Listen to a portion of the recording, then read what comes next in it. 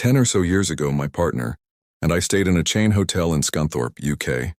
It was a ground floor room facing the car park, and despite the thick, heavy curtains, they still let a tiny bit of light bleed in over the top from the outside lighting. We'd gone to bed sometime shortly before 3 a.m. when I was awoken by the noise of stuff moving in the room.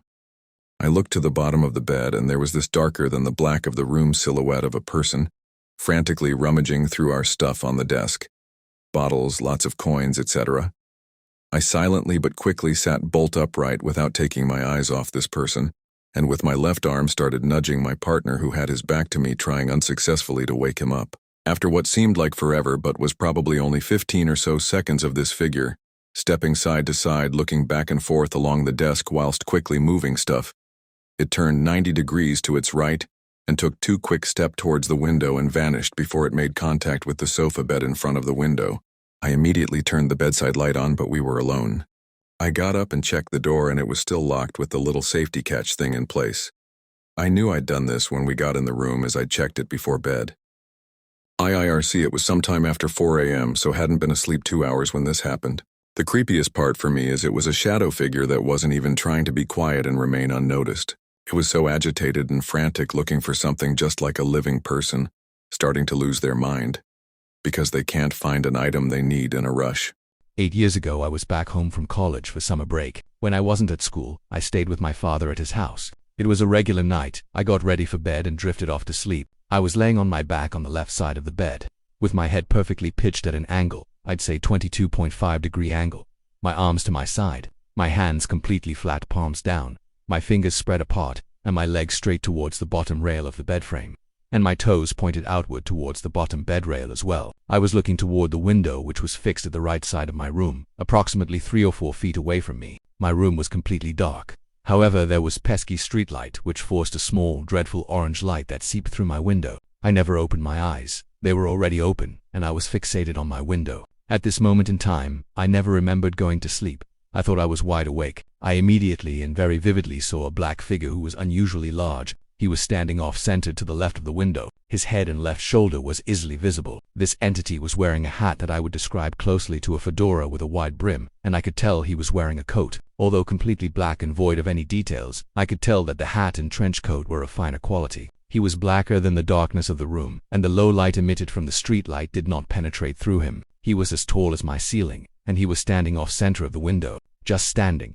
He didn't move an inch, nor did he gesture towards me. Just standing and staring into me. I couldn't see his eyes, but I could feel them. I was totally fixated, looking him directly into where his eyes should have been. He had no facial details, just a black figure with a taste for Victorian-era clothing. My first reaction was to scream. It was a reaction that was as instinctual as breathing.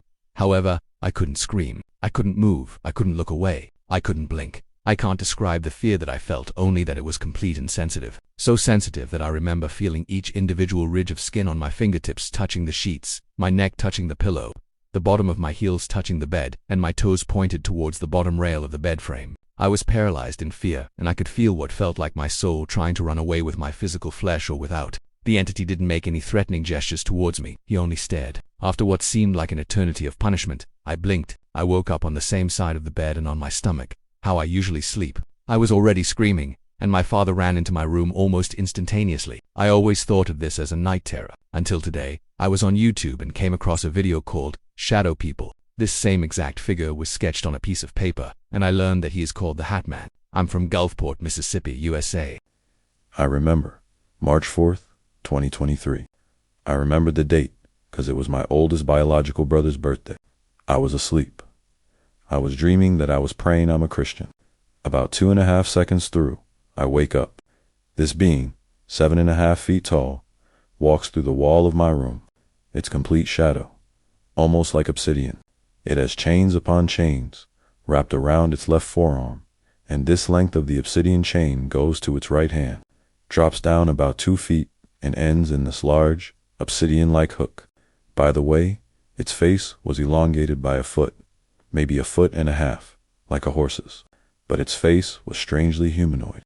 I remembered the first step it took.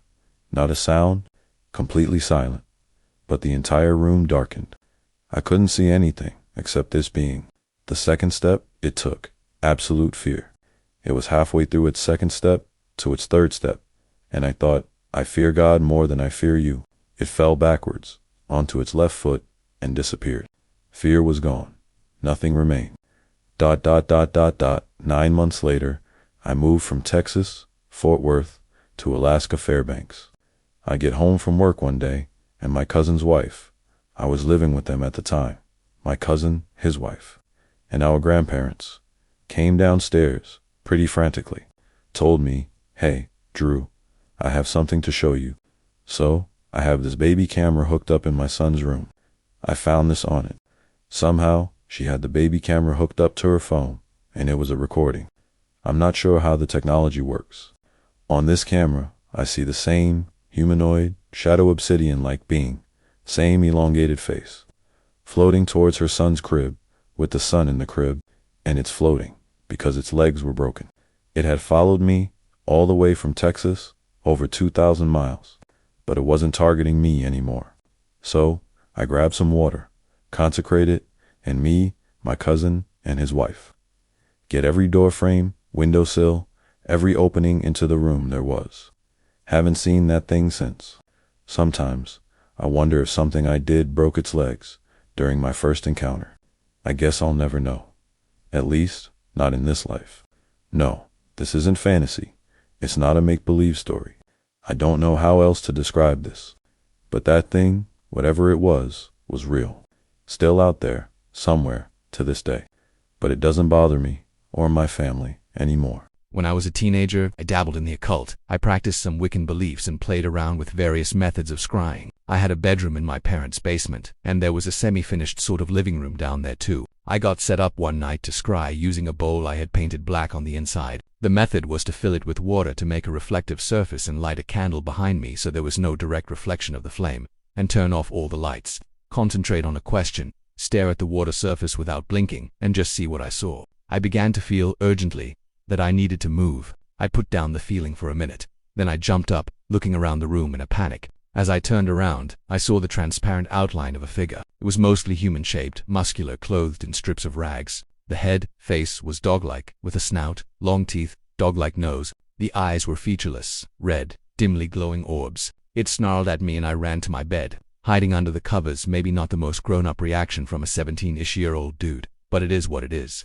I recited the Lord's Prayer over and over until I felt safe. What do you think? Demon, evil spirit, hallucination? I caught a glimpse of a black shape floating in the air that had an elongated face. I would have said plague doctor mask or bird skull, but that isn't quite what it looked like either. I didn't see legs. Its body was kind of folded up in like a diamond shape. The blackness looked like a window into nothingness or a void. Again, lame description, but that's the best I can do. It was following this really creepy guy who worked there. He was a teacher, but he screamed at the kids and hit on female teachers all the time. He also posted weird stuff on Facebook. Poetry he wrote about being succumbed to the darkness. The kids would scream and point at something unseen on the ceiling. I got my hair pulled. I got choked. I heard claws tapping on the windows until I finally spoke out loud and said, "I have been given authority over you. The power does not come from me. You know from whom it comes." It was like someone had handed me a script of what to say. The thing didn't leave the building, but it left me in my classroom alone after that. I would still feel the presence hanging outside the door, but I quit 2 days later. The creepy teachers finally got fired, and the school went bankrupt a few weeks ago, so the kids are safe now, thank God. But I can see the similarities in your story, and I wonder if what I saw might be the same type of demon. We no longer leave billiard balls on the pool table, because one night they started dropping into the pockets when nobody was down there, and it happened again a few nights later. Multiple women have seen the Hat Man in the hallway. I've had things knocked off shelves and once had a painting fall off the wall. Myself and my ex have experienced the room getting cold and smelling a woman's perfume and feeling a comforting presence, never when we were together in the same room. I've heard my name being called by my father's voice from the basement, then realized he was over 1,000 miles away. So I can't tell you how many times I've had something go missing, searching the same place several times over. And then somehow it pops up right there. We also have a ghost cat that's been seen, felt by multiple people. I've lived in this house almost 30 years, so there's probably more I'm forgetting.